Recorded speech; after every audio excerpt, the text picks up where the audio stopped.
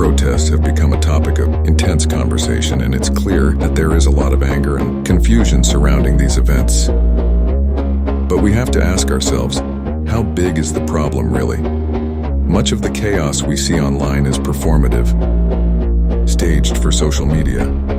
This doesn't mean it's entirely insincere, but it does make us wonder if these protests would have occurred on the same scale without the ability to broadcast them to the world.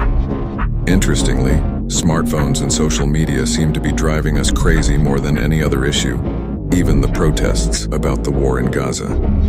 With a TV studio in our pockets, it's no wonder that we find ourselves questioning, what's wrong with us? The videos we see of hostile university crowds supporting Hamas make us pause and think about the scope of the problem. It's disheartening to witness instances of anti-Semitism, like students at Columbia or Harvard shouting for Jews to go back to Poland.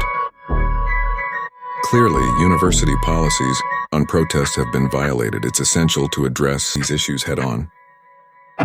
If students are preventing others from accessing buildings or threatening violence, regardless of their stance on Israel, they should face consequences, including possible expulsion. It's crucial to imagine the situation in reverse. If China's actions against Uyghur Muslims led to protests targeting Chinese students, universities would not tolerate it. Yet in these protests, some students aren't just protesting injustice, they actually support it. Groups like Students for Justice in Palestine, funded by entities with anti-Semitic agendas, have successfully confused many of us. For decades, Middle Eastern studies departments have received funding from Islamist theocrats, leading to a malicious influence on our universities. It's time for universities to take a stand, purge these influences, and recommit to Enlightenment values.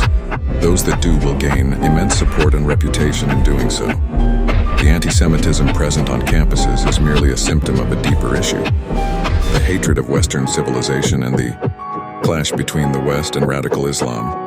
It's crucial that we defend Western values, not just identities. Identity politics poses a threat to freedom and tolerance, just as radical Islam does. Addressing anti-Semitism alone won't solve the problem. We need a comprehensive defense of Western values. Misinformation about Israel, spread for decades, has confused our youth. Despite the atrocities committed by Hamas, many still blame Israel. This moral confusion on campuses is only possible because people don't fully understand the threat radical Islam poses to open societies. The level of support for Hamas and the demonization of those fighting it can only stem from a lack of recognition of what Hamas truly represents. To combat these issues, we need major media outlets to return to moral sanity and defend Western values. By doing so, they can address not only anti-Semitism, but also other problems that stem from the current misinformation and moral confusion. This, in turn, will help many individuals to better understand the situation in Gaza and Israel and avoid misjudgments. It's time to prioritize the defense of Western values and work towards a more informed and tolerant society.